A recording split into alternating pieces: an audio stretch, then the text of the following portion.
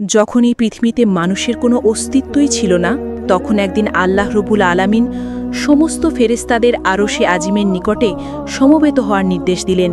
হুকুম পাওয়া মাত্র অসংখ্য ফেরেশতা সেই নির্দিষ্ট স্থানে হাজির হল। তখন আল্লাহ তাআলা তাদের উদ্দেশ্যে বললেন, আমি পৃথিবীতে আমার একজন প্রতিনিধি প্রেরণ করতে চাই। ফেরেশতারা আল্লাহর ইচ্ছার রহস্য বুঝতে না পেরে একযোগে বলল, হে পরওয়ারদিগার, আপনি কি এমন এক সৃষ্টিকে পৃথিবীতে আনতে চান যারা সেখানে অশান্তি সৃষ্টি করবে ও রক্তপাত ঘটাবে? অথচ আমরাই তো সর্বক্ষণ আপনার তসবিহ ও ইবাদতে ব্যস্ত রয়েছি। তবে নতুন খলিফা বানানোর প্রয়োজন কি? তাদের কথা শেষ হলে আল্লাহ রব্বুল আলামিন বললেন, হে আমার ফেরেশতাগণ, আমি যা জানি তোমরা তা জানো না। মানুষ কেমন হবে, কে আমার আনুগত্য করবে আর কে অবাধ্য হবে, সে বিষয়ে আমি তোমাদের চেয়ে অধিক অবগত। তবে জেনে রাখো, আমি তোমাদের মতামত চাইনি, শুধু জানিয়ে রাখলাম মাত্র।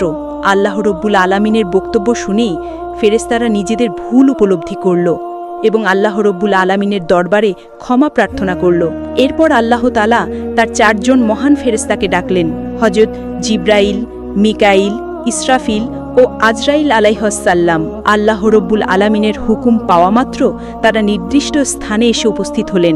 আল্লাহ প্রথমে হযরত জিবরাইল আলাইহিসসালামকে আদেশ দিলেন, হে জিবরাইল, তুমি পৃথিবীতে যাও এবং সেখান থেকে এক মুঠো মাটি নিয়ে এসো, যে মাটি দিয়ে আমি আমার খলিফাকে সৃষ্টি করব। হযরত জিবরাইল আলাইহিসসালাম পৃথিবীতে এসে জমিন থেকে মাটি নিতে উদ্যত হলে মাটি আর্তনাদ করে বলল, হে জিবরাইল, তুমি আমাকে কোথায় নিয়ে যাচ্ছ? তিনি বললেন, আমি তোমাকে আল্লাহর কাছে নিয়ে যাচ্ছি। আল্লাহ রব্বুল আলামিন মাটি দিয়ে এমন একটি মাখলুক সৃষ্টি করবেন যারা এই পৃথিবীতে আল্লাহর প্রতিনিধি হবে। কিন্তু মাটি তখন কাঁদতে কাঁদতে বলল, ভাই জিবরাইল, তুমি আমাকে নিও না, আমাকে রেখে দাও, কারণ আমাকে দিয়ে আল্লাহ তাআলা যাদের সৃষ্টি করবেন তারা আল্লাহ তাআলার নাফরমানিতে লিপ্ত হবে, যার কারণে আল্লাহ রব্বুল আলামিন তাদেরকে শাস্তি ভোগ করাবেন। অথচ আমি যদি তাদের শরীরে থাকি তাহলে সে আযাব আমাকেই ভোগ করতে হবে।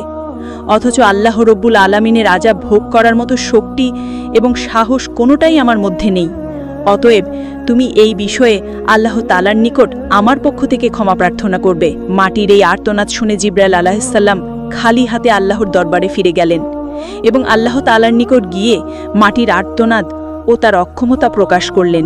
এরপর আল্লাহ তাআলা হযরত মিকাইল আলাইহিসসালামকে পৃথিবীতে প্রেরণ করলেন এবং বললেন, হে মিকাইল, তুমি আমার প্রতিনিধি তৈরি করার জন্য যে মাটির প্রয়োজন, পৃথিবী থেকে সেই মাটি তুলে নিয়ে এসো। হযরত মিকাইল আলাইহিসসালাম পৃথিবীতে আসার পর মাটির আর্তনাদ ও কাকুতি মিনতির কারণে তিনিও খালি হাতে আল্লাহ তাআলার দরবারে ফিরে আসেন। এভাবে হযরত ইসরাফিল আলাইহিসসালামও তিনিও ফেরত গেলেন। এভাবে করে 3 জন ফেরেশতা খালি হাতে ফেরত গেলেন। অবশেষে আল্লাহ রব্বুল আলামিন হযরত আজরাইলকে পৃথিবীতে প্রেরণ করলেন। হযরত আজরাইল আলাইহিসসালাম পৃথিবীতে আসার পর মাটি যখন হযরত আজরাইল আলাইহিসসালামকে কাকুতি মিনতি করে বলা শুরু করল, তার কথার জবাবে হযরত আজরাইল আলাইহিসসালাম বললেন, হে মাটি, আমি তোমার কথায় কখনোই ফেরত যাব না, কেননা আল্লাহ তো আমাকে হুকুম করেছেন আর আমি আল্লাহ তাআলার আদেশ অবশ্যই পালন করব। এই কথা বলে তিনি পৃথিবী থেকে মাটি উত্তোলন করলেন এবং আল্লাহ তাআলার দরবারে ফিরে গেলেন। আল্লাহ তাকে সন্তুষ্ট মনে বললেন, হে আজরাইল, তুমি যেহেতু আমার হুকুম পালন করেছ, তাই আমি তোমাকে একটি বিশেষ দায়িত্ব দিচ্ছি, মানবজাতির রূহ কবজ করার দায়িত্ব। আজরাইল আলাইহিসসালাম বললেন, হে আল্লাহ, আমি যদি মানুষের জান কবজ করি তাহলে তার পরিবারের লোক আমাকে দোষারোপ করবে। আল্লাহ উত্তরে বললেন, তুমি চিন্তা করো না, আমি প্রতিটি মৃত্যুর জন্য আলাদা কারণ সৃষ্টি করব। কেউ অসুস্থতায় মরবে, কেউ দুর্ঘটনায়, কেউ বার্ধক্যের ফলে মারা যাবে, মানুষ তোমাকে দোষ দেবে না। তখন হযরত আজরাইল আলাইহিসসালাম আল্লাহ তাআলার কথায় আশ্বস্ত হলেন। এরপর ফেরেশতারা আল্লাহ তাআলার নির্দেশে মক্কার নিকটবর্তী এক পাহাড়ের উপর সেই মাটি রেখে দিলেন। সেই মাটির অংশ বৃষ্টিতে ভিজল এবং রোদে শুকালো। এভাবে কয়েক বছর অতিবাহিত হওয়ার পর আল্লাহ তাআলার কুদরতি কারিশমায় হযরত আদম আলাইহিসসালামের দেহের আকৃতি গঠিত হল। তখন আল্লাহ তাআলা হযরত আদম আলাইহিসসালামের এই দেহটিকে বেহেশতে নিয়ে যাওয়ার জন্য ফেরেশতাদের আদেশ করলেন। হুকুম পাওয়া মাত্র ফেরেশতারা ওই দেহটিকে বেহেশতের দিকে নিয়ে চললেন। অতঃপর বেহেশতে পৌঁছার পর সেই দেহটিকে দীর্ঘদিন আত্মাবিহীন অবস্থায় বেহেশতে রেখে দিলেন। এদিকে দলে দলে ফেরেশতা এসে মূর্তিরূপী হযরত আদম আলাইহিসসালামের নিথর দেহকে মাঝে মাঝে এসে দেখে যেত এবং আল্লাহ তাআলার দরবারে শুকরিয়া আদায় করত এবং খুশি প্রকাশ করত এবং বলাবলি করত, এটাই সেই দেহ, এই হবে আল্লাহর পক্ষ থেকে খলিফা, পৃথিবীতে তিনি আল্লাহর হুকুমকে বাস্তবায়ন করবেন। ফেরেশতাদের এই সব কথা শুনে ফেরেশতাদের সর্দার আজাজিল, যিনি তখনও শয়তান হয়নি, সবসময় দ্বিদ্রুপের হাসি হাসত এবং এই মৃত দেহটি নিয়ে সে সবসময় টাট্টা বিদ্রুপ করত। সে যেহেতু ফেরেশতাদের সর্দার ছিলেন, এই জন্য অন্য ফেরেশতারা তাকে কিছু বলার সাহস পেত না। এরপর আল্লাহ রব্বুল আলামিন ফেরেশতাদের মধ্যে থেকে হযরত জিব্রাইল, মিকাইল, ইসরাফিল ও আজরাইল আলাইহিসসালামকে আদেশ করলেন, হে আমার ফেরেশতারা, তোমরা আরশে আজিমে যাও এবং সেখান থেকে আদম আলাইহিসসালামের রূহটা এনে তার শরীরের মধ্যে পতিত করে দাও। ফেরেশতাগণ আল্লাহ তাআলার পক্ষ থেকে আদেশ পাওয়া মাত্র হযরত আদম আলাইহিসসালামের রূহ মোবারককে মূল্যবান হীরা জহরতের পাত্রে করে আদম আলাইহিসসালামের দেহের নিকট উপস্থিত হলেন। সেই সময় আসমানের সকল ফেরেশতাগণ আনন্দে মাতোয়ারা হয়ে গেল এবং সেই অনুষ্ঠানে সকল ফেরেশতা অংশগ্রহণ করল। কিন্তু আজাজিল ফেরেশতা ওরফে ইবলিস আল্লাহর এই কাজে সন্তুষ্ট নয়। এরপর আল্লাহ তাআলা হযরত আদম আলাইহিসসালামের রূহকে তার শরীরে প্রবিষ্ট হতে বললেন। এরপর উক্ত রূহকে হযরত আদম আলাইহিসসালামের দেহে পতিত করে দেওয়া হলো। যখন হযরত আদম আলাইহিসসালামের দেহে রূহ পতিত হলো, তখন সাথে সাথে হযরত আদম আলাইহিসসালাম তার দেহের সকল অঙ্গে কার্যকারিতা পরিপূর্ণভাবে লাভ করতে লাগলেন এবং তিনি আস্তে আস্তে উঠে বসলেন। বসার সাথে সাথে হযরত আদম আলাইহিসসালাম একটি হাঁচি দিলেন এবং নিজ থেকে পাঠ করলেন, আলহামদুলিল্লাহ। আল্লাহ রাব্বুল আলামিন অত্যন্ত খুশি হলেন। অতঃপর হযরত আদম আলাইহিসসালাম নিজ অস্তিত্ব লাভের শুকরিয়া হিসেবে 2 রাকাত নামাজ আদায় করলেন। হযরত আদম আলাইহিসসালামের নামাজ শেষ হওয়ার পরে তার জন্য সেখানে মণিমুক্তার স্বর্ণরূপক দ্বারা আবৃত অতি সুন্দর একখানা সিংহাসন আনয়ন করা হলো। আল্লাহ তাআলার আদেশে হযরত আদম আলাইহিসসালাম সেই সিংহাসনে উপবেশন করলেন। এরপর আল্লাহ রাব্বুল আলামিন সকল ফেরেশতাদেরকে লক্ষ্য করে বললেন, হে ফেরেশতারা, তোমরা হযরত আদম আলাইহিসসালামকে সম্মান প্রদর্শনের জন্য সিজদা করো। আল্লাহর হুকুমের সাথে সাথে কোটি কোটি ফেরেশতা হযরত আদমকে সিজদা করলেন। সিজদা থেকে মাথা তুলে সকল ফেরেশতা লক্ষ্য করে দেখল, শুধুমাত্র আজাজিল ব্যতীত সকল ফেরেশতারাই আদমকে সিজদা করেছে, আর আজাজিল উক্ত মজলিসের একপাশে দাঁড়িয়ে রয়েছে। অতঃপর সকল ফেরেশতারা পুনরায় আবার সিজদাতে পতিত হল। তাফসিরের কিতাবের মধ্যে লেখা আছে, তারা দ্বিতীয়বার সিজদা দিয়েছিল আল্লাহ তাআলার শুকরিয়া আদায় করার জন্য, আর প্রথমবার সিজদা দিয়েছিল আল্লাহর হুকুম পালন করার জন্য। অতঃপর আল্লাহ তাআলা আজাজিলকে লক্ষ্য করে বললেন, আজাজিল, তুমি কি করে আমার হুকুমকে অমান্য করলে? তখন আজাজিল বলল, আপনি আদমকে সৃষ্টি করেছেন সাধারণ মাটি দ্বারা, আর আমাকে সৃষ্টি করেছেন আগুন দ্বারা। আগুনের স্বভাব সে সবসময় উপরের দিকে থাকে, আর মাটির স্বভাব সে সবসময় নিচের দিকে থাকে।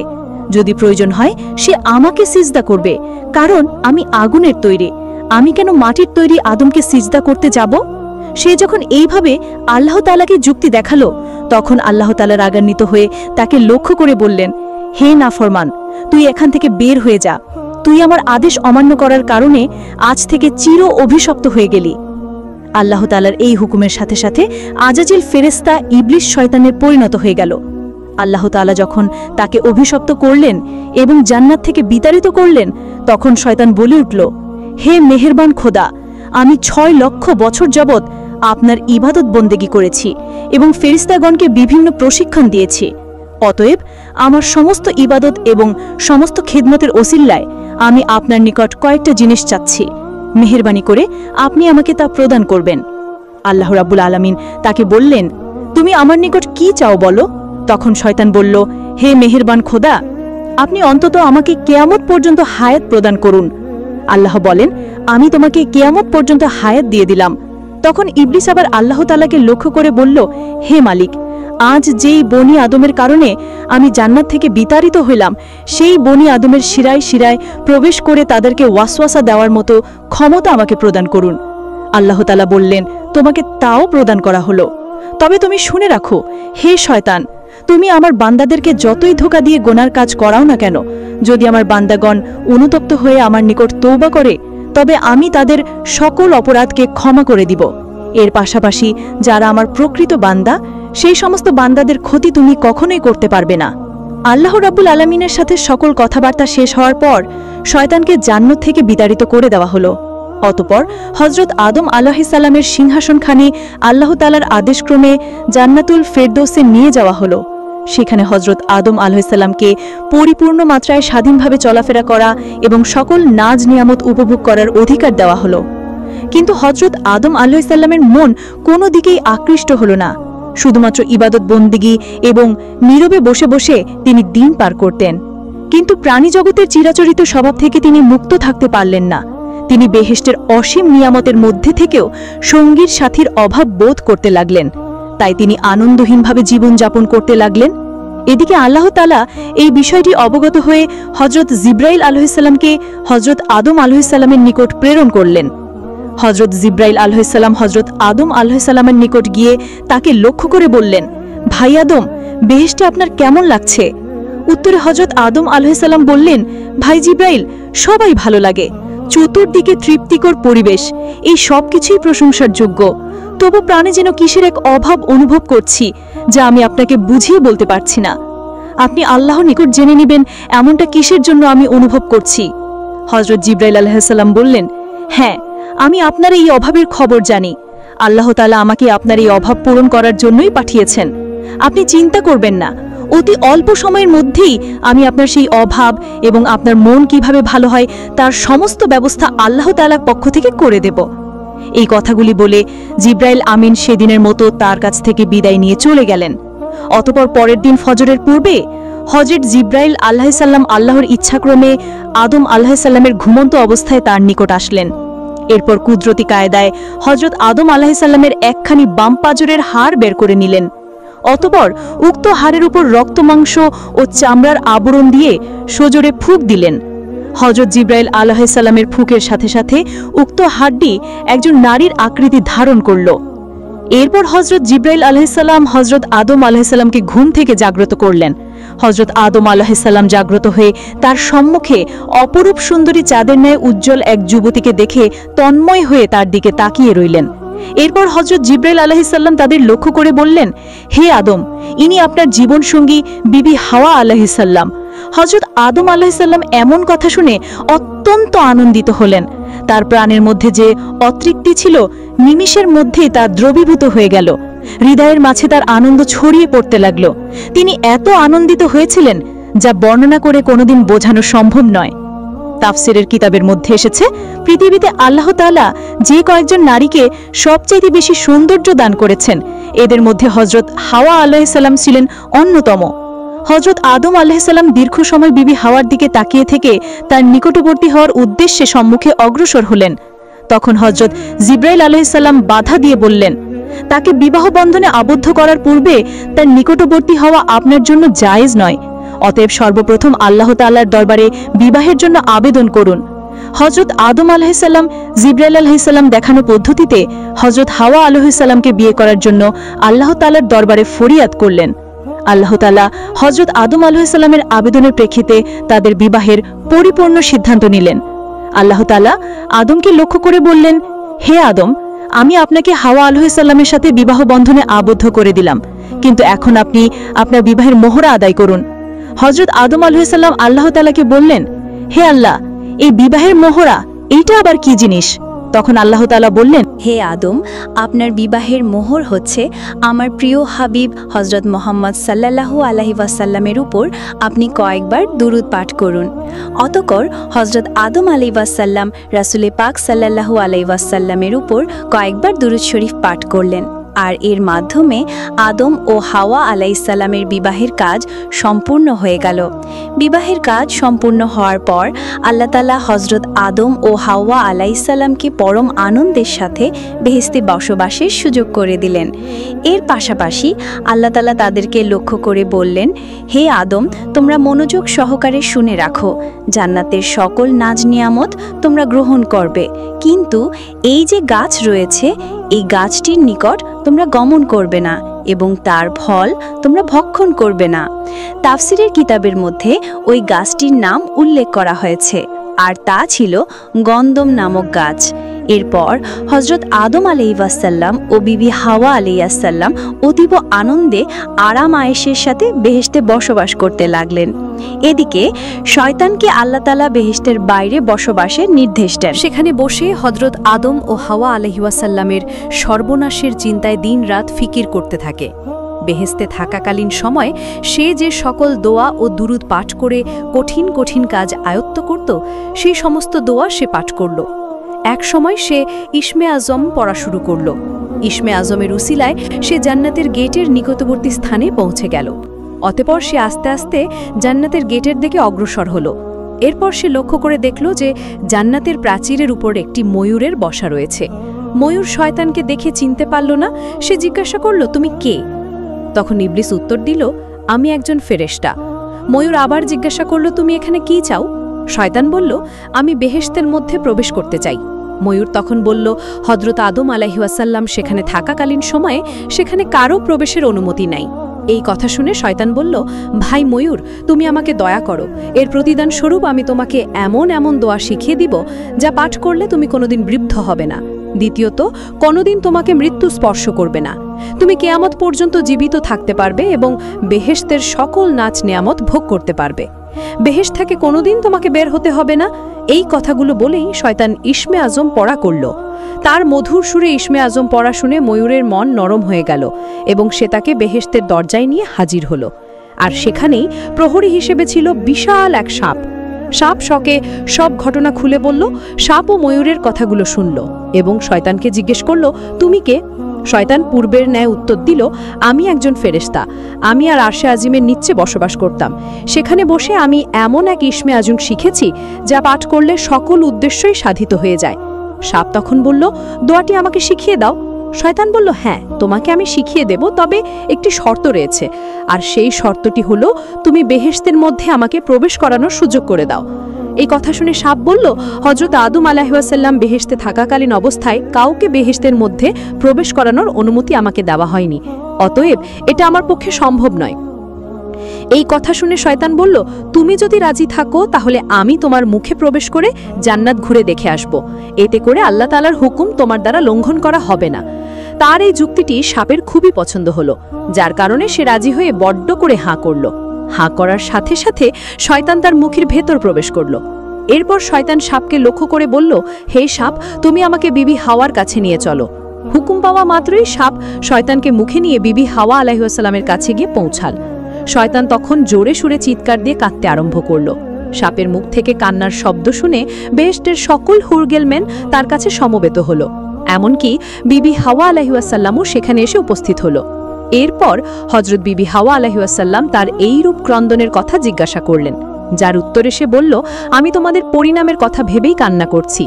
আল্লাহ তাআলা তোমাকে ও তোমার স্বামী আদম আলাইহিসসালামকে খুব শীঘ্রই পৃথিবী নামক জমিনে পাঠিয়ে দেবেন। এই কথা আরশে আজিমে লিপিবদ্ধ রয়েছে। আমি তা দেখেছি। এর জন্য আমি তোমাদের কথা চিন্তা করে কান্নাকাটি করে যাচ্ছি।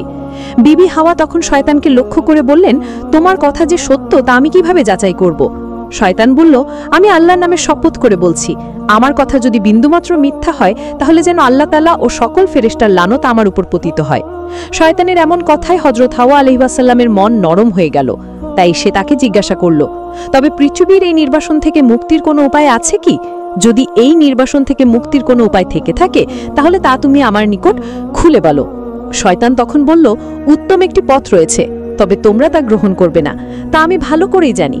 তখন হযরত হাওয়া বললেন, আমি অবশ্যই সেই পথকে গ্রহণ করব, আমার নিকট তা খুলে বলো। তখন শয়তান বলল, ওই যে নিষিদ্ধ গাছ রয়েছে, ওই গাছের যদি একটি ফল ভক্ষণ করতে পারো তাহলে তোমরা চিরস্থায়ীভাবে জান্নাতে বসবাস করতে পারবে। আর যদি তোমরা সেই গাছের ফল ভক্ষণ না পারো তাহলে অচিরেই তোমরা জমিনে নামিয়ে দেওয়া হবে। তোমরা বেহেশত থেকে বিতাড়িত হবে, কেননা আল্লাহ তাআলার সিদ্ধান্ত হচ্ছে তোমাদেরকে জান্নাত থেকে বিতাড়িত করে দেবেন। শয়তানের যুক্তিপূর্ণ বক্তব্যে হযরত হাওয়া আলাইহিসসালামের মন নরম হয়ে গেল, যার কারণে তিনি আস্তে আস্তে গন্ধম নামক গাছের নিকট উপস্থিত হলেন। সেখানে উপস্থিত হয়ে গাছ থেকে একটি ফল ছিঁড়ে অর্ধেক ফল সে আহরণ করলেন। বাকি অর্ধেক হযরত আদম আলাইহিসসালামের জন্য নিয়ে আসলেন। এরপর হযরত আদম আলাইহিসসালামকে বুঝিয়ে শুনিয়ে বাকি অর্ধেক ফল খাওয়ালেন। হজরত আদম আলাইহিওয়াসাল্লাম ও হাওয়া আলাইহিওয়াসাল্লাম গন্ধম নামক ফল ভক্ষণ করার সাথে সাথে তাদের দেহ থেকে জান্নাতের সকল পোশাকগুলো খুলে পড়ে গেল এবং তাদের শরীর থেকে যে মেশকের সুঘ্রাণ বের হতো সে সমস্ত ঘ্রাণ বের হওয়া বন্ধ হয়ে গেল। এই অবস্থাগুলো দেখে হজরত আদম ও হাওয়া নিজেদের ভুল বুঝতে পারলেন এবং অনুতপ্ত হতে লাগলেন। তাদের এই কাজকর্মের কারণে আল্লাহ তাআলা রাগান্বিত হলেন, যার কারণে তিনি ফেরেশতাদেরকে আদেশ করলেন, ফেরেশতাগণ আদম ও হাওয়াকে জান্নাত থেকে বের করে জমিনে নামিয়ে দাও। আল্লাহ তাআলা হুকুম পাওয়া মাত্র হজরত জিবরাইল আলাইহিওয়াসাল্লাম এবং অন্যান্য ফেরেশতাগণ হজরত আদম আলাইহিওয়াসাল্লাম ও হাওয়া আলাইহিওয়াসাল্লামকে জান্নাত থেকে জমিনে নামিয়ে দিলেন। তো প্রিয় দর্শক, কেমন লাগলো আজকের এই ভিডিওটি? যদি ভালো লাগে তাহলে চ্যানেলটি সাবস্ক্রাইব করেন, আর এই ভিডিওর দ্বিতীয় পর্ব দেখতে চাইলে অবশ্যই কমেন্টে বলুন।